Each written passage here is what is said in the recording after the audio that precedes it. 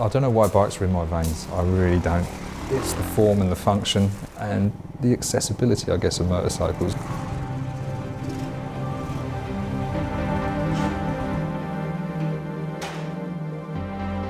I got involved in motorcycling from about 9 years old. My brothers all had motorcycles. Hated school. Was out the door as soon as I could and spent my entire time repairing. As I got older, I started to modify them and I learned to rebuild the motors when they went wrong.